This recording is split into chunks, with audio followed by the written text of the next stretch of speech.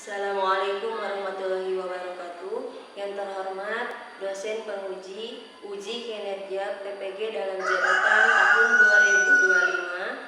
2025 Universitas Islam Negeri Raden Mas Said Surakarta. Perkenalkan, nama saya Wina Fitriani, mahasiswa PPG dalam jabatan batch 2 tahun 2025 sekaligus guru pendidikan agama Islam di SD Negeri Cikepel, Kabupaten Tasikmalaya. Pada hari ini saya akan melaksanakan praktek pembelajaran uji kinerja di kelas 6 dengan materi bab 4 hukum halal dan haram. Selamat menyaksikan. Assalamualaikum warahmatullahi wabarakatuh. Assalamualaikum warahmatullahi wabarakatuh. Waalaikumsalam warahmatullahi wabarakatuh. Mari salam. Assalamualaikum warahmatullahi wabarakatuh. Waalaikumsalam warahmatullahi wabarakatuh. Selamat pagi anak-anak. Selamat pagi, Bu. Apa kabarnya hari ini? Alhamdulillah luar biasa. Allahu Akbar. Pada sehat semua ya? Alhamdulillah. Selanjutnya silakan kepada Cinta Sidikia sebagai ketua kelas untuk bisa membimbing teman-temannya berdoa bersama. Silakan. Marilah kita berdoa bersama-sama. Berdoa dimulai. Bismillahirrahmanirrahim. Raditu billahi rabban wa bil islami dinan wa bi Muhammadin nabiyyan wa rasulan. Rabbi zidna ilma warzuqna fahma. Artinya, ya Allah, berilah aku ilmu dan berilah aku segala permohonan. Amin. Terima kasih Cinta. Untuk selanjutnya Ibu absen dulu ya. Ade Irma, Ada Bu. Anggita, Ada Bu. Putri Aulia, Sakit. Keisa, Ada Bu. Renaldi. Hadir, Bu. Yang tidak hadir hari ini berarti 2 orang. Tadi siapa? Putri Aulia sama Najib. Kita doakan bersama-sama ya. Mudah-mudahan Putri Aulia dengan Najib bisa segera sembuh biar bisa belajar lagi bersama kita di sini ya. Amin. Untuk selanjutnya, marilah kita menyanyikan lagu nasional yang berjudul Garuda Pancasila. Coba semuanya berdiri.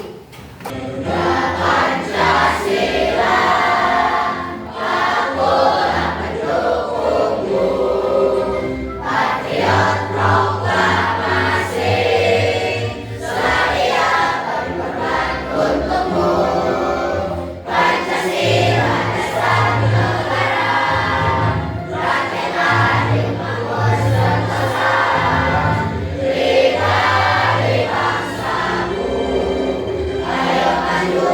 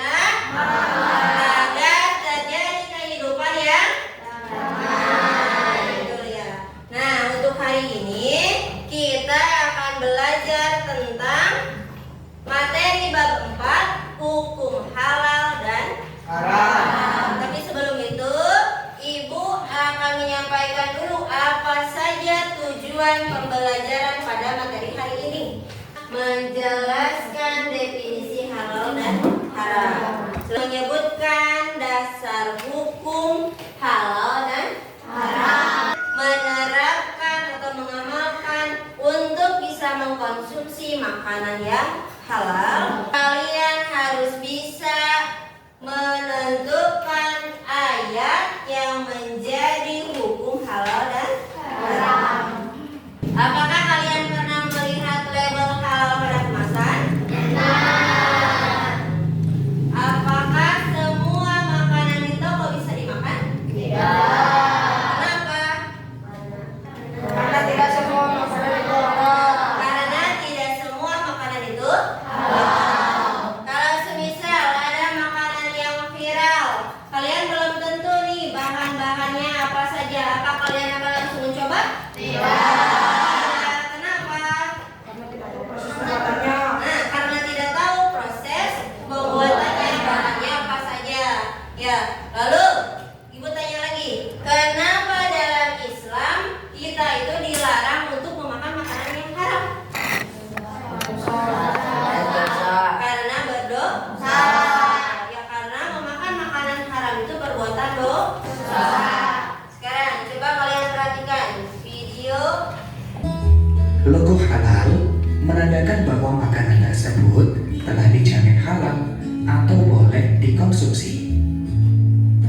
Persoalan halal dan haram adalah salah satu aspek hukum dalam ajaran Islam yang sangat penting kita ketahui.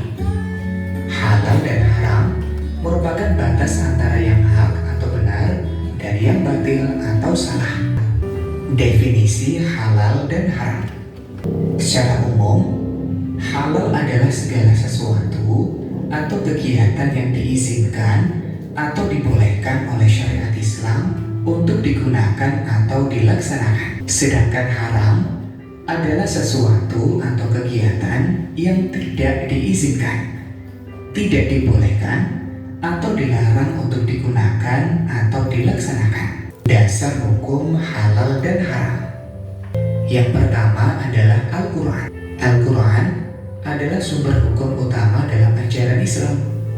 Segala yang dihalalkan dalam Al-Quran adalah pasti halalnya, dan segala hal yang diharamkan dalam Al-Quran maka sudah pasti haramnya. Dasar hukum yang kedua adalah Al-Hadis. Al-Hadis atau As-Sunnah adalah perkataan atau sabda, perbuatan, ketetapan, dan persetujuan dari Nabi Muhammad SAW yang dijadikan landasan syariat Islam. Dasar hukum Islam yang ketiga adalah ijtihad.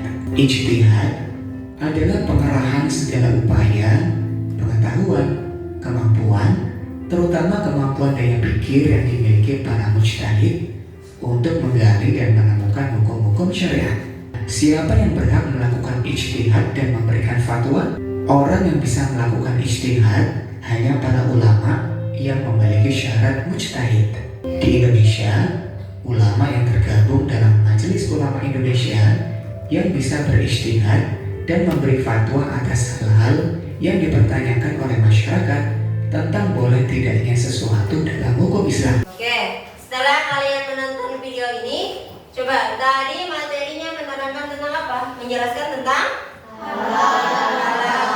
Terus haram, betul. Halal artinya apa tadi? Yang diperbolehkan. Kalau haram? Yang tidak diperbolehkan. Nah, pengertian halal. Halal adalah segala sesuatu atau kegiatan yang diizinkan atau dibolehkan oleh syariat Islam. Artinya halal itu yang diperbolehkan itu artinya boleh dikonsumsi, boleh dilakukan, boleh digunakan. Coba bisa kasih contoh tidak? Apa saja hal yang diperbolehkan untuk dikonsumsi? Makanan, betul. Minuman, ya. Apalagi? Itu yang bisa digunakan, betul. Pakaian adalah sesuatu yang diperbolehkan untuk digunakan. Tapi pakaian yang bagaimana yang boleh kita gunakan?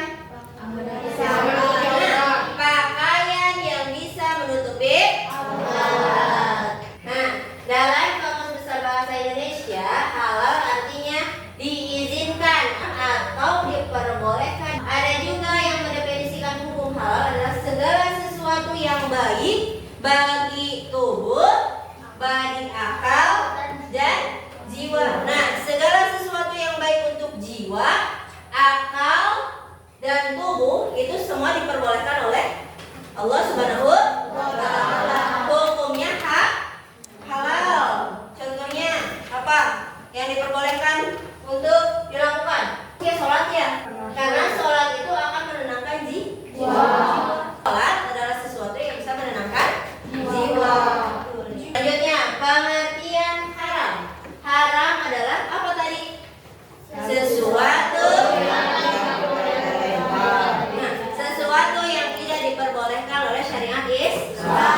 Artinya, sesuatu yang dilarang oleh agama tidak boleh kita lakukan. Contohnya apa? Sesuatu yang tidak boleh kita lakukan. Buang sampah sembarangan, buang sampah ke sungai. Itu sesuatu yang haram karena dilarang. Sebab kenapa? Kenapa kita dilarang untuk membuang sampah sembarangan, membuang sampah ke sungai?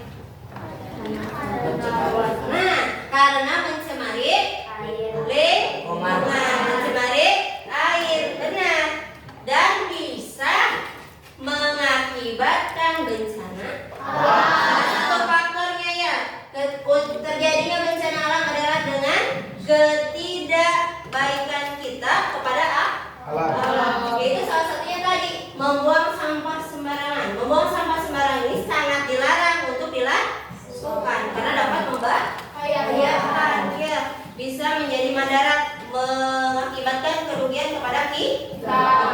Selanjutnya, yang menjadi dasar hukum halal dan haram ada 3, ya. Yang pertama Al-Quran, yang kedua hadis atau sunnah, yang ketiga ijtihad. Sebelum ke suratnya, Ibu pengen tahu dulu apa arti dari Al-Quran. Ada yang tahu? Adalah sumber hukum utama dalam ajaran Islam. Al-Quran itu adalah sumber hukum utama di dalam ajaran agama Islam. Nah, di sini yang menjadi dasar hukum halal dan haram terdapat dalam surat Al-Maidah ayat 87. Coba kalian buka di bukunya di halaman 67. Coba bisa dibaca bareng-bareng surat Al-Maidah ayat 87. Dimulai dengan bacaan basmalah. Bismillahirrahmanirrahim. Ya ayyuhalladzina amanu la tuharrimu shayyibati ma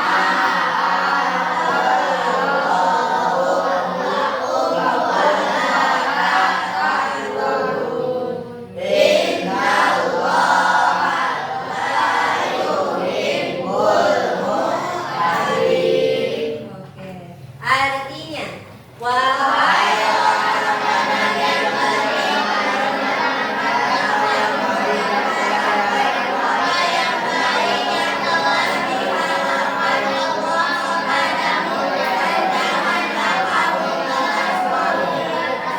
sesungguhnya Allah tidak menyukai orang-orang yang melampaui batas. Nah, betul. Wahai orang-orang yang beriman, janganlah kamu mengharamkan apa yang baik yang telah dihalalkan Allah kepadamu. Artinya, kita tidak bisa membuat hukum sendiri. Benar ya?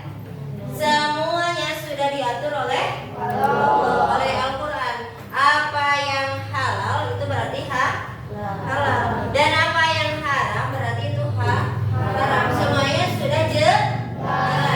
Dan janganlah kamu melampaui batas. Sesungguhnya Allah tidak menyukai orang-orang yang melampaui batas. Nah, yang itu tadi, kita tidak boleh membuat hukum sendiri. Ya, kita harus taat pada Al-Quran. Selanjutnya, yang kedua, yang menjadi dasar hukum halal dan haram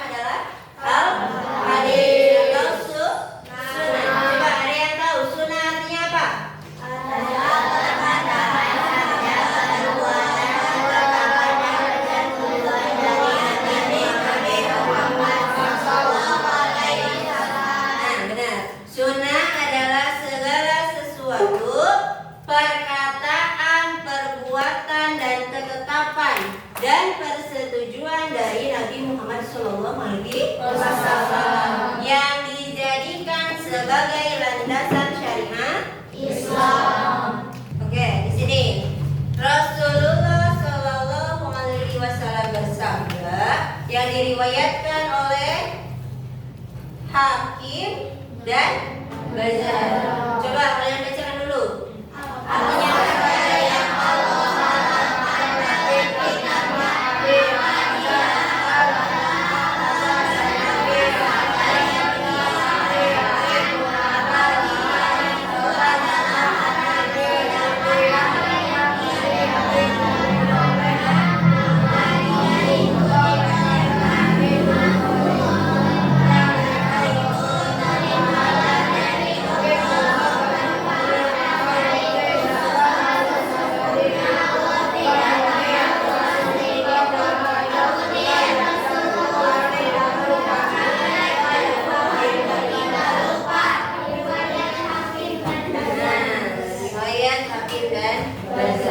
Rasulullah Shallallahu Alaihi Wasallam bersabda, apa saja yang Allah halalkan dalam kitabnya maka dia adalah halal, dan apa yang Allah haramkan dalam kitabnya maka itu haram. Ketika Nabi mendiamkannya maka itu diperbolehkan. Oleh karena itu terimalah dari Allah kemaafannya, sebab sesungguhnya Allah tidak bakal lupa sedikit pun. Kemudian Rasulullah membaca ayat, dan Tuhanmu tidak lupa. Selanjutnya, yang menjadi dasar hukum halal dan haram adalah ijtihad. Ijtihad ini berasal dari kata ijtihada, yajtahidu ijtihada. Secara umum yang dimaksudkan dengan ijtihad adalah pengarahan segala upaya, pengetahuan, kemampuan, terutama kemampuan daya pikir yang dimiliki oleh mujtahid untuk menggali dan menemukan hukum-hukum syariat. Di Indonesia, ulama yang tergabung dalam Majelis Ulama Indonesia yang bisa berijtihad dan memberi fatwa atas hal-hal yang dipertanyakan oleh masyarakat tentang boleh atau tidaknya sesuatu. Artinya apa?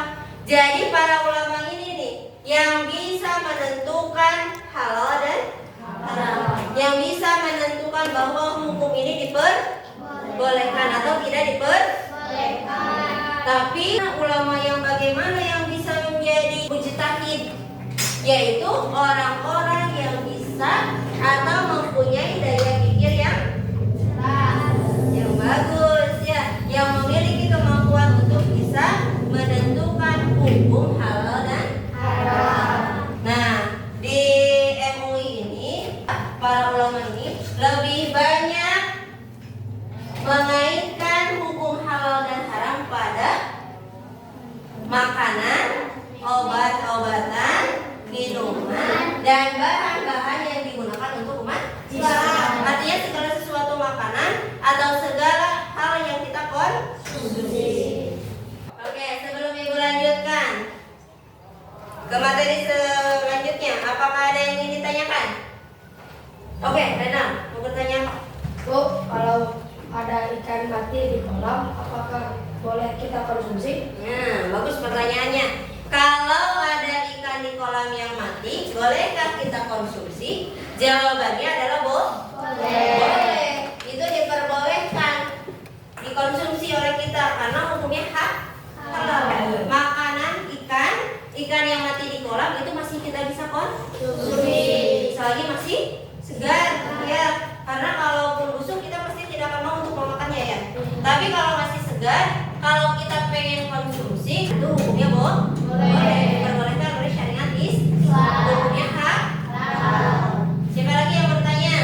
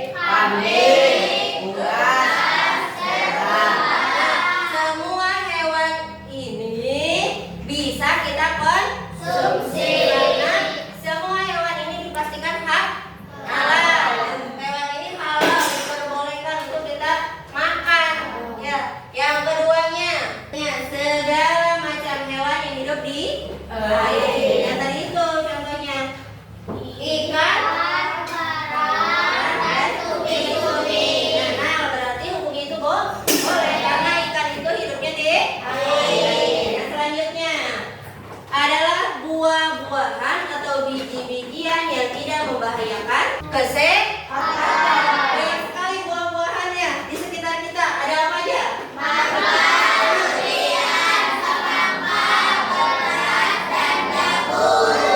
Mangga, durian, semangka, beras, dan jagung. Beras merupakan makanan pokok kita ya. Itu diperbolehkan halal untuk kita makan.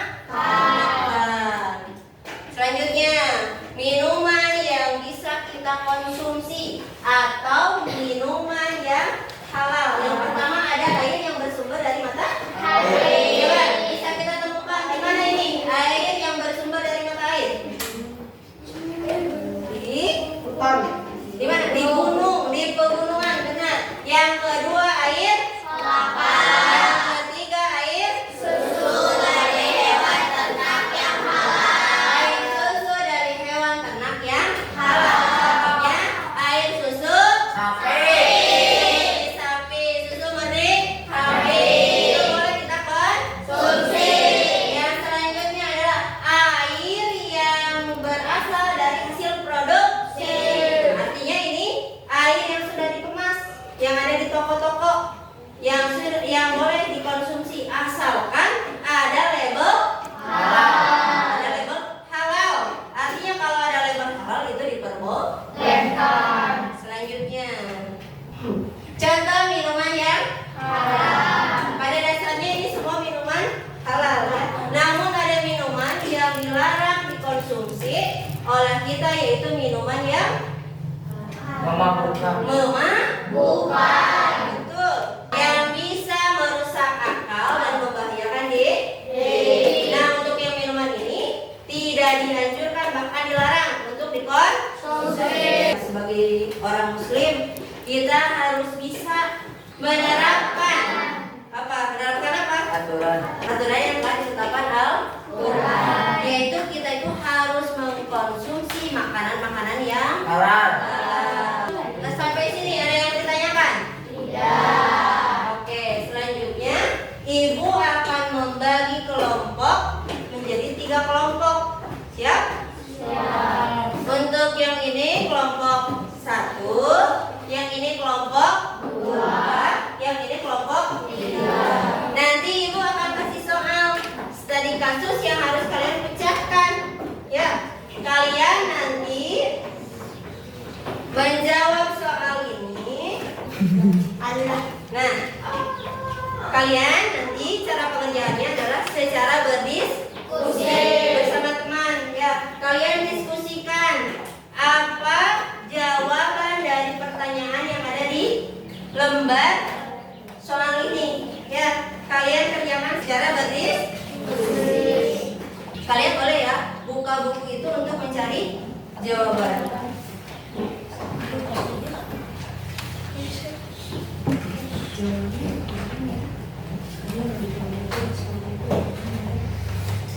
Jadi kelompok 3.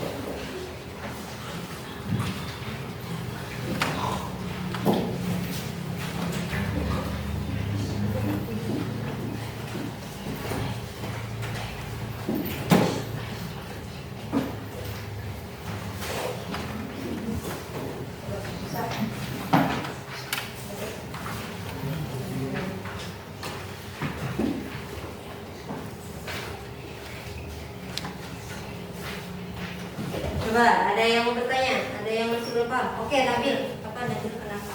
Itu Bu, bagaimana pengerjaannya? Nah, tadi belum paham pengerjaannya ya. Begini ya Nabil, pengerjaannya adalah di sini kan ada studi kasus. Kalian baca dulu soalnya apa, lalu tentukan hukumnya apa. Misal ini hukumnya haram, apa alasannya? Hukumnya halal, apa alasannya? Bil? Paham, Bil? Oke, silakan lanjutkan kembali lagi. Yang ini sudah paham? Sudah.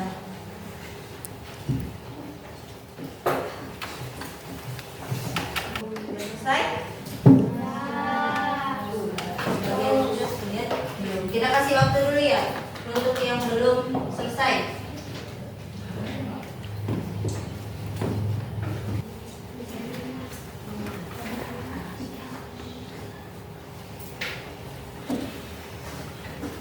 Sudah selesai?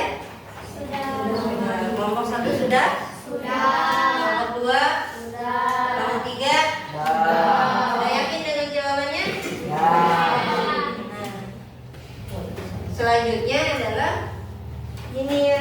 Nanti perwakilan ketuanya setiap kelompok untuk bisa mempresentasikan ke depan. Jadi cukup satu orang saja yang mempresentasikan ke depan. Sudah siap untuk mempresentasikan? Coba kelompok 1, Naila, ke depan. Coba presentasikan hasil diskusinya bersama teman-teman. Studi kasus daging sapi tetangga. Pak Rahmat memiliki sapi yang sakit keras dan akhirnya mati mendadak sebelum sempat disembelih secara sari. Karena merasa sayang, Pak Rahmat memotong-motong daging sapi tersebut dan menjualnya dengan harga murah. Bu Siti, tetangga Pak Rahmat, membeli daging tersebut karena harganya yang sangat terjangkau. Pertanyaan, apa hukum bagi Bu Siti memakan daging sapi yang mati mendadak itu? Jawaban hasil dari diskusi kelompok 1, haram karena sapi tersebut sakit keras dan mati mendadak karena tidak sempat disembelih dan karena tidak membaca masalah. Apa ada tanggapan? Bagaimana?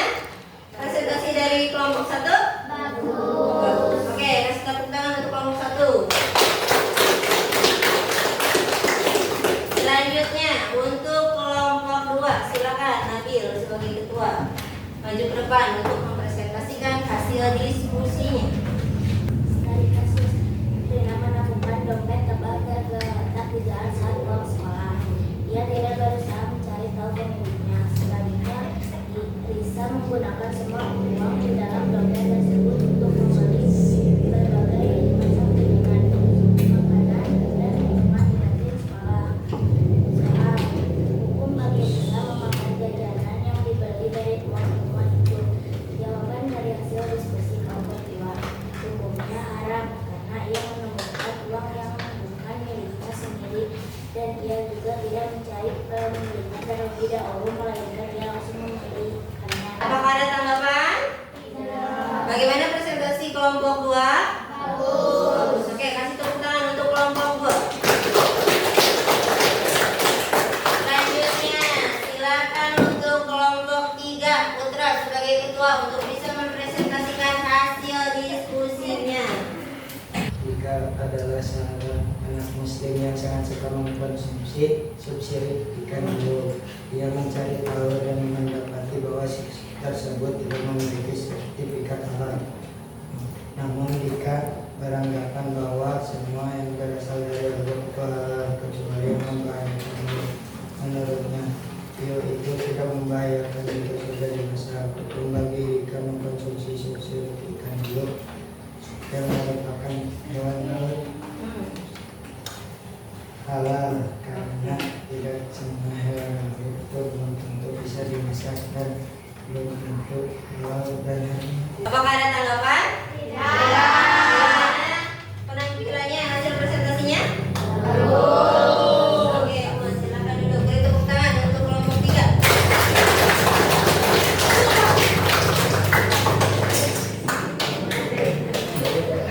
Oke, berarti semua sudah bisa ya menjawab studi kasus soal yang diberikan. Jawaban dari kalian itu semua benar, ya?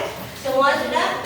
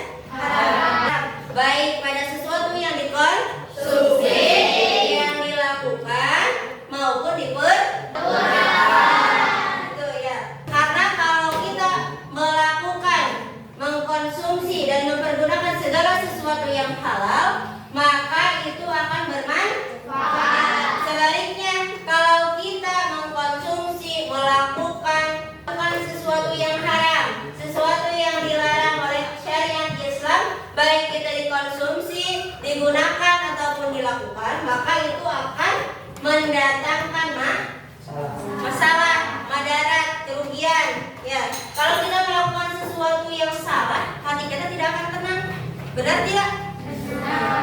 Kita akan gelisah ya kalau kita melakukan sesuatu yang tidak sesuai dengan syariat Islam, tidak sesuai dengan Al-Quran, kita akan merasa gelisah, merasa berdosa.